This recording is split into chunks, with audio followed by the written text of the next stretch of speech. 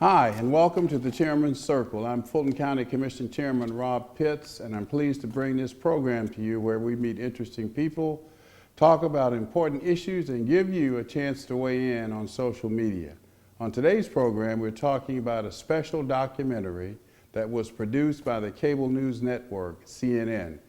In partnership with my office, CNN has agreed to allow Fulton Government Television, FGTV, to air its documentary called Children for Sale: The Fight to End Human Trafficking. In the documentary, actor-director Jada Pinkett Smith and the CNN Freedom Project reveal human trafficking in the heart of America. Due to the graphic nature of the following content, it may not be suitable for all viewers. I'm Jada Pinkett Smith, and for the next hour, we're going to investigate something deeply disturbing and uncomfortable. We're going to take a hard look at the lives of girls and women trapped in the sex trade and explore the roots that lured them into the life they could have never imagined.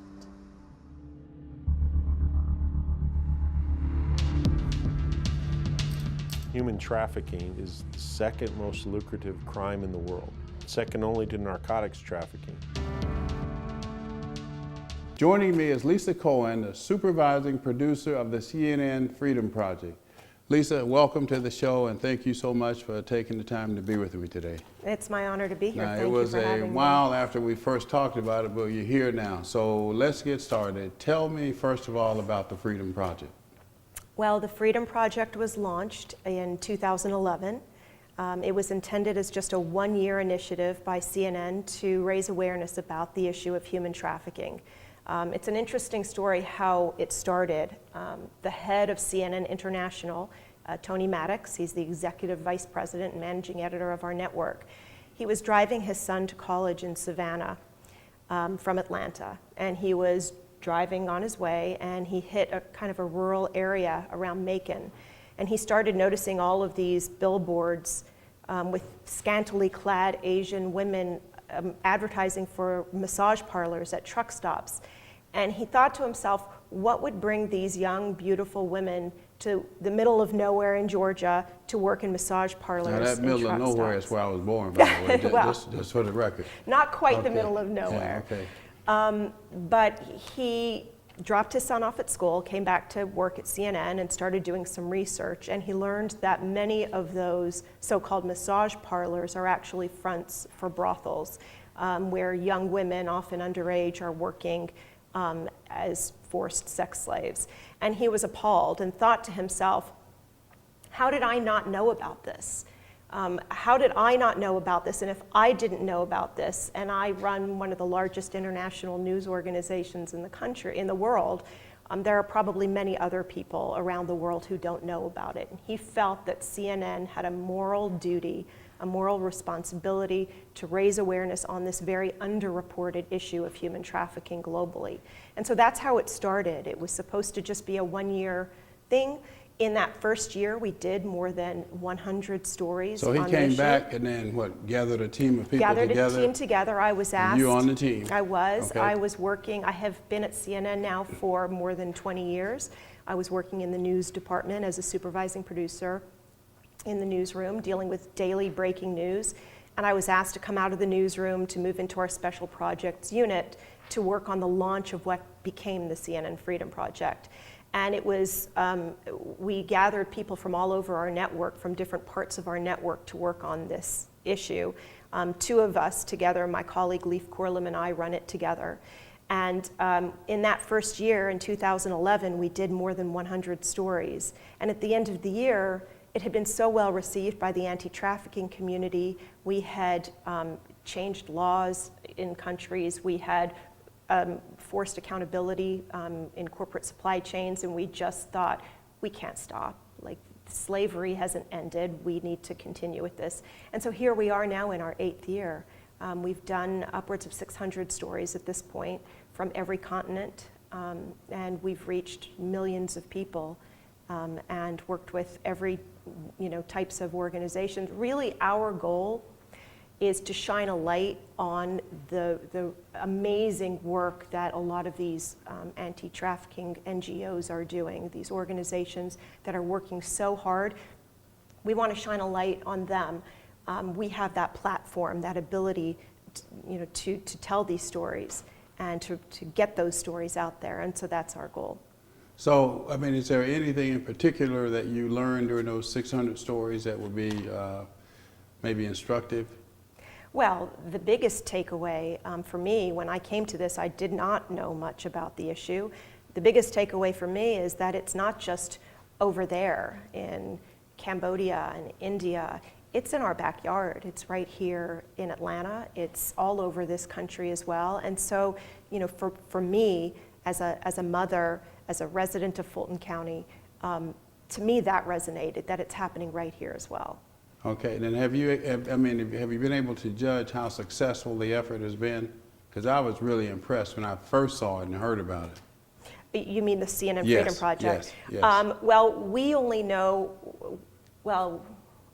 we know what the anti-trafficking activists tell us, and those organizations, when we first called one of them, we called them all in the very beginning when we were looking for partners, and the head of one of the largest anti-trafficking organizations said to us, "We've just been waiting for a major news outlet to take on this cause." So can you name that organization? It was Free the Slaves, Okay. and a global organization, and Did they that said deal more with the sex part of it or the labor part of they it? deal with all types of human Okay, trafficking of okay. modern day slavery.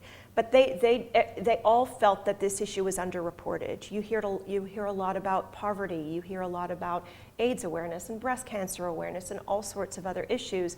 But at the time in 2011, it wasn't part of the mainstream, the issue of human trafficking. And again, we felt that it was incumbent upon us to get the story out there and to try to get it out in the mainstream. So what does the future hold for CNN in this whole area? Well, at the end of each year, we're told we have a budget for the next year and we're going to continue. So as far as the Freedom Project is concerned, we're continuing. One of the really interesting things that we started 2 years ago, actually March 2017 was our first #MyFreedomDay.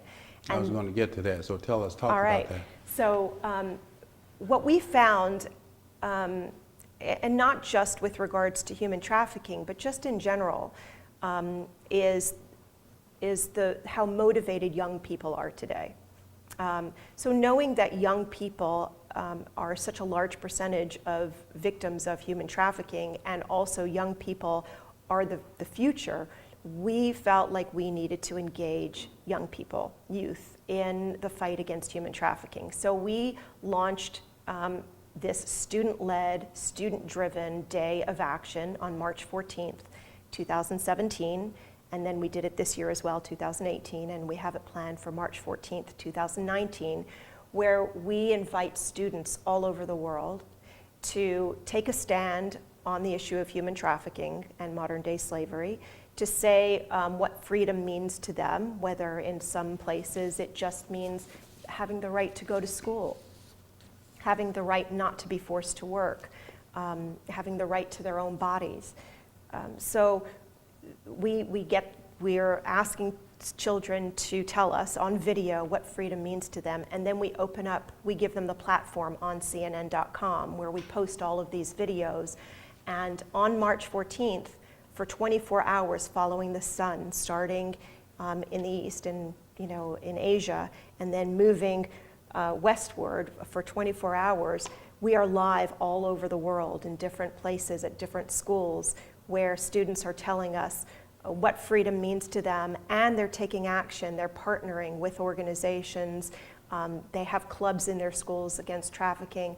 And I will say that last year we had two Fulton County schools join us, Tri-Cities High School and North Springs High School, on opposite ends of the county, that both participated and did something on My Freedom Day. And it was a real credit to those schools to get their kids to be involved in the fight against human trafficking. So how was it that those two particular schools came to become involved?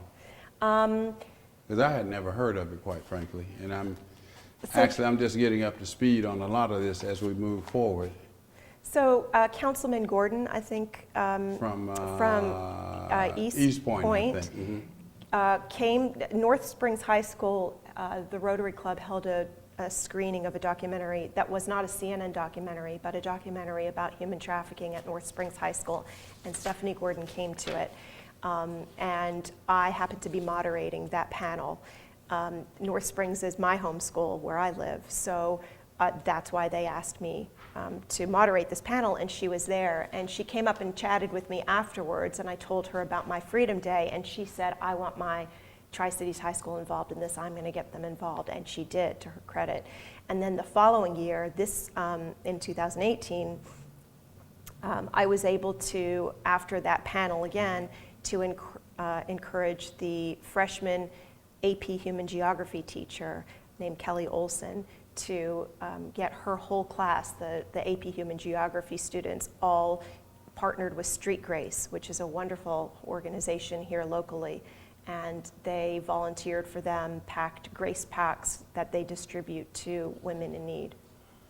Okay, and I know Councilwoman Gordon, and she's working with us. In fact, I think she adopted the legislation that we passed here in East Point, and she's really she's been very helpful to us as we move forward. We have to take a short break. We'll be right back. We've been talking with Lisa Cohen, the supervising producer of the Freedom Project. So stay with us. We'll be right back.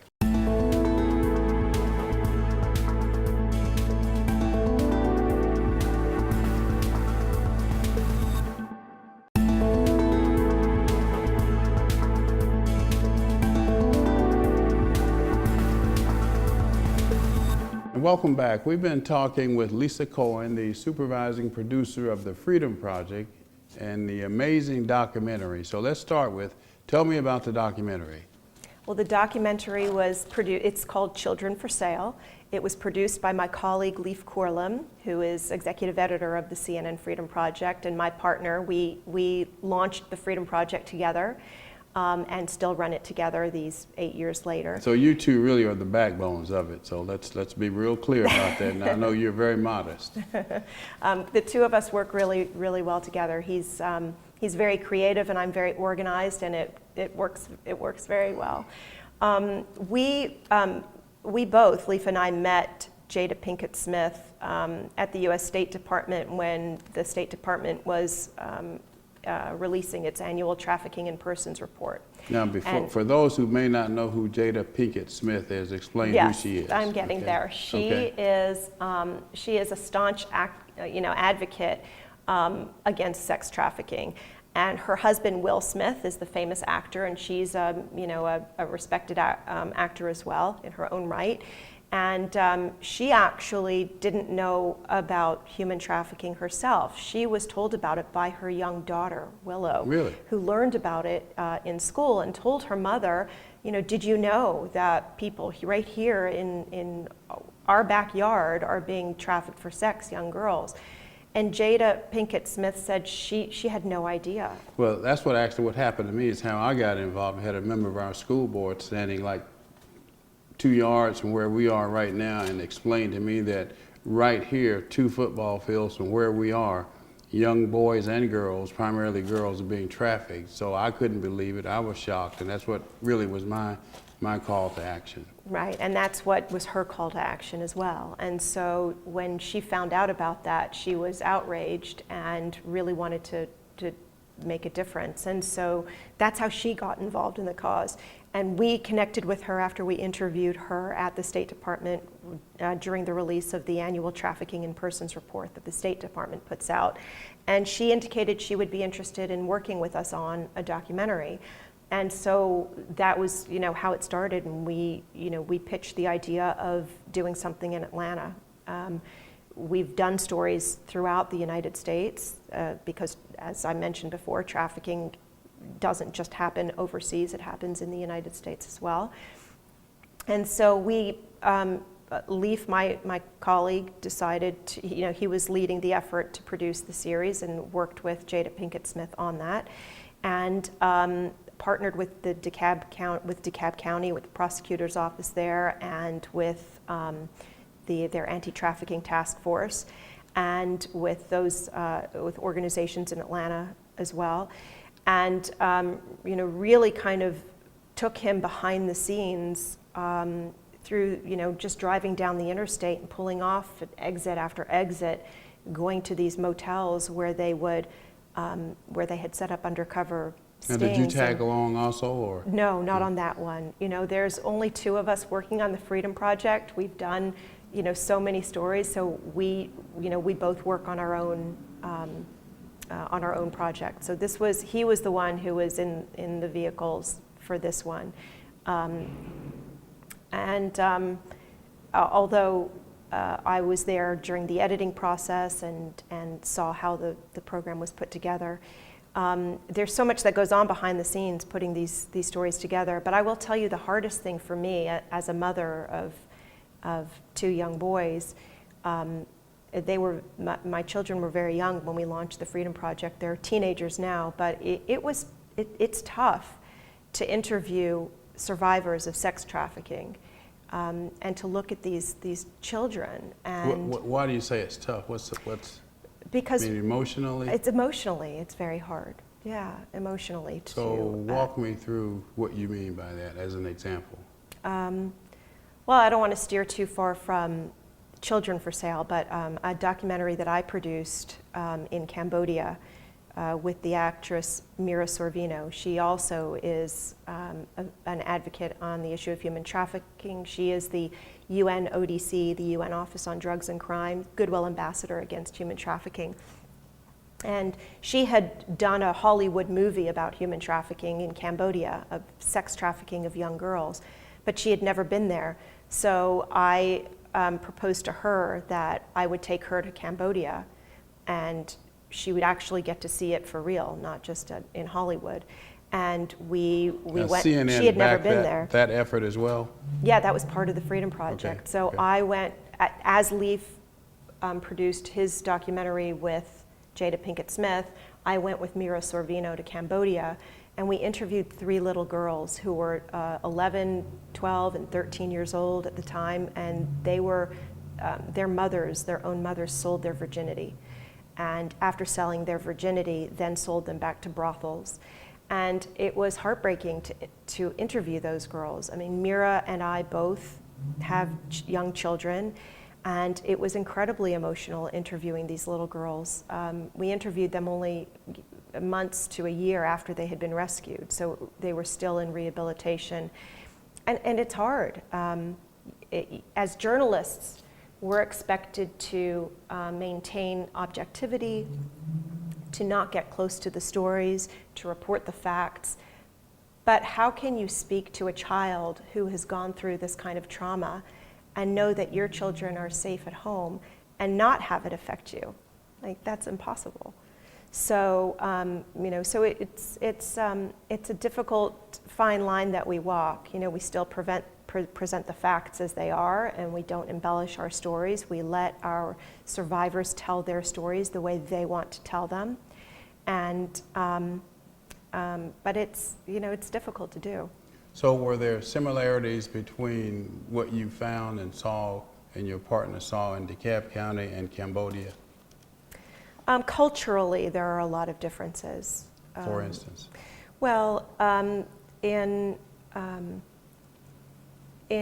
Cambodia, the women who were duped into doing this, some say they were duped into doing this. But I thought the you said traffickers, the moms. they So, did, okay. but the traffickers would come to them. They are so poor. It's a poverty that the likes of which I had never seen. They were living in these floating homes as Vietnamese refugees in Cambodia, in Cambodian waters, and these traffickers come along and say, oh, you need help, here, take a loan. We'll give you a loan. And they take this loan not understanding they're illiterate, they're uneducated and illiterate, they don't understand money, and they take the loan to pay off whatever bills, buy food for the family, and then the traffickers come back a couple of weeks later and tell them how much they owe with interest. So if they took out a $500 loan, the next thing they know, they owe $5,000 and then $10,000. And then the traffickers say, well, you can't pay that back. Just give us your daughter. All you have to do, she only has to do this one thing. She just has to sleep with this one man this one time, and we'll give you $15,000, and then you'll be okay. And so, and they bring in, they say you'll be cursed, if you don't. And that's one thing that's very different culturally is, being cursed, being, the kind of black magic. And I mean, so the mom or the that young girls. they'll put a curse on their family. Okay. And culturally, that's that's something that is very different from what we would know. And so then they they do it. They sell their daughter that one time, and then the $15,000 doesn't come. So then, and so these traffickers are very manipulative in a different way. The way we see sex trafficking here, oftentimes it's with a pimp, who controls, the child, and the tactics are all the same, and their goal is the same, but the way they go about it is very different. So are parents actually involved here as well? In some cases, if there's a mother who's addicted to drugs and needs a fix, you see that often too, that they'll sell their own children for that reason. And so the it can child, happen 10, here. 11, 12, they have no say-so whatsoever in this, to object, if you will. No, I mean, these children, they're so vulnerable. They come from such, vulnerable. The traffickers are very smart. They really target children who are vulnerable. They target those children who they know don't have the support at home, and that are looking. And oftentimes they're just looking for someone to love them. And the pimp will present himself as, oh, I'm your boyfriend, and I'll take care of you, and I love you, and they want to believe that. Thank you, Lisa. Now, remind me and our viewers as to how they can see the documentary. They can watch Children for Sale on our website, cnn.com/freedom, and all of our documentaries as well at that website. Okay, repeat that one more time. cnn.com/freedom. Great. Thank you so much for being with me today. Very informative, and I want to say a big shout out to CNN for working with me and my office in our efforts here in Fulton County as well. We'll be right back.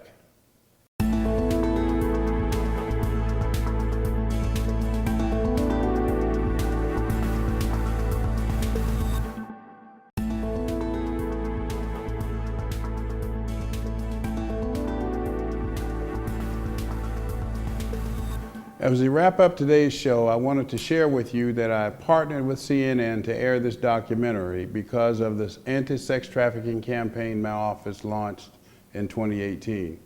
Now, we know that big sporting events typically attract increased cases of prostitution and human trafficking. And since the Super Bowl is fast approaching, I, along with other Fulton County officials and law enforcement, are already working on our own Super Bowl anti-trafficking campaign. Fulton County will have a zero tolerance policy before, during, and long after Super Bowl 53. If you want to get involved in our anti-sex trafficking campaign, simply contact my office. Well, those are my thoughts. What are yours? Please connect with me online to let me know what you think about this topic or any other. That's our show for today. Thank you for your time, and a special thanks to our guest today. We'll see you next time on the Chairman's Circle.